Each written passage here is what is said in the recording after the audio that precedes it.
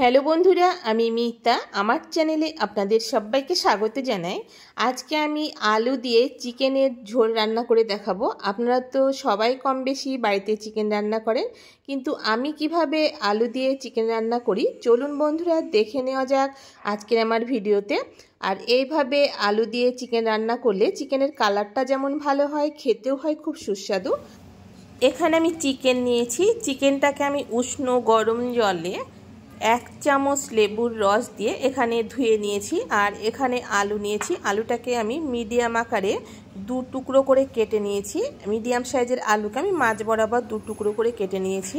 প্রথমে রান্নার জন্য কড়াইটা ভালো করে গরম করে নেবার পর তেল দিলাম। তারপর এখানে আলু ভেজে নেব। আর এখানে তেলের পরিমাণটা একটু বেশি করে দিয়েছি, যেহেতু এখানে আমি আলু আর চিকেন দুটোই ভেজে নেব। আলু ভাজবার সময় সামান্য পরিমাণ লবণ আর 1 চিমটি হলুদ গুঁড়ো দিয়ে এখানে গ্যাসের ফ্লেমটা মিডিয়াম টু লো হিটে রেখে এখানে আলু ভেজে নেব। আর আলু একটু বড় করে কেটে নেবেন, সেক্ষেত্রে চিকেনের সঙ্গে রান্না করলে খেতে ভালো লাগবে। আর মিডিয়াম টু লো হিটে ভাজবার জন্য আলু অনেকটাই ভাজবার সময় সেদ্ধ হয়ে যাবে। দেখুন বন্ধুরা, এখানে আলু ভাজা হয়ে গেছে। এরপর আলু তুলে নিলাম। তারপর ওই আলু ভাজবার তেলে এখানে চিকেন ভেজে নেব। আর চিকেন ভাজবার সময় আমি গ্যাসের ফ্লেমটা হাই করে দিলাম। আর চিকেন ভাজবার সময় গ্যাসের ফ্লেমটা হাই রেখে এখানে চিকেন ভেজে নিতে হবে। আর লো হিটে বন্ধুরা ভাজবেন না, সেক্ষেত্রে চিকেন থেকে জল ছাড়বে, চিকেন সেদ্ধ হয়ে যাবে, তখন চিকেনের ভেতরে মশলার স্বাদটা ঢুকবে না। দেখুন গ্যাসের ফ্লেমটা হাই রেখে এখানে মিনিট 5-6 সময় নিয়ে এখানে চিকেন ভেজে নেব।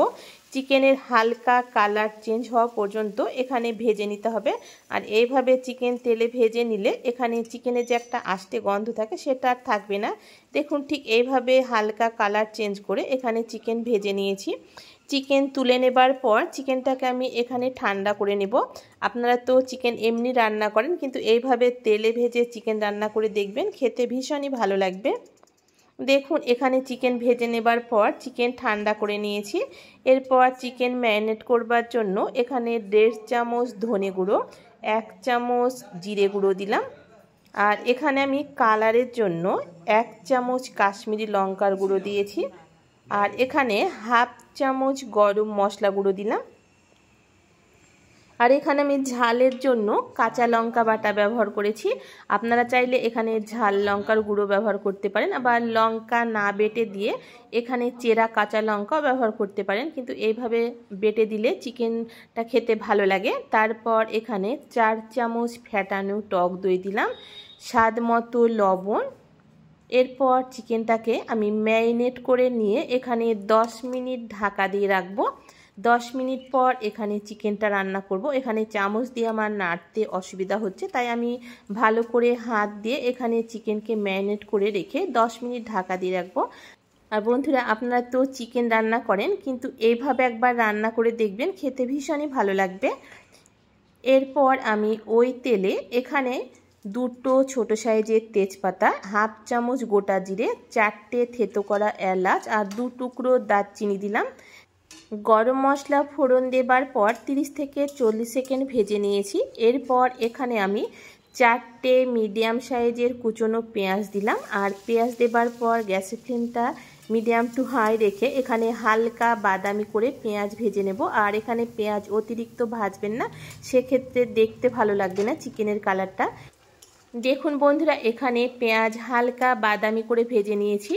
এরপর এখানে 1 চামচ আদা বাটা আর এখানে আমি 2 চামচ রসুন বাটা দিলাম। রসুন বাটার পরিমাণটা আমি একটু বেশি দিয়েছি, তাহলে খেতে ভালো লাগবে।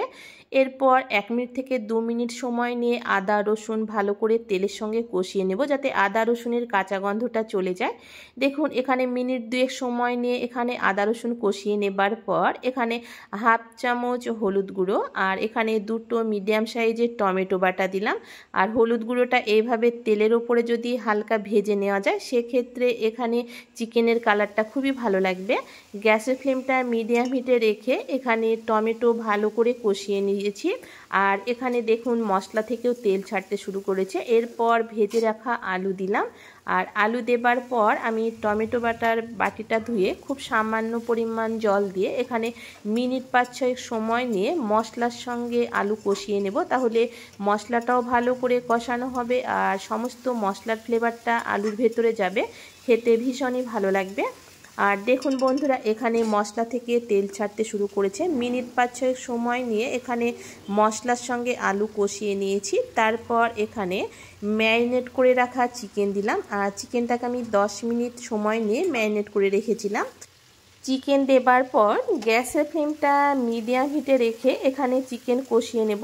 আর এখানে ঢাকা দিয়ে আমি চিকেন কষিয়ে নেব, তাহলে চিকেনের ভেতরে সমস্ত মশলার স্বাদটা যাবে আর চিকেন আর আলু খুব সুন্দরভাবে সেদ্ধ হয়ে যাবে। আর বন্ধুরা, এখানে জল দেবেন না, চিকেন থেকে যে জল ছাড়বে আর মশলা তেলে এখানে চিকেন আর আলু খুব সুন্দরভাবে সেদ্ধ হয়ে যাবে।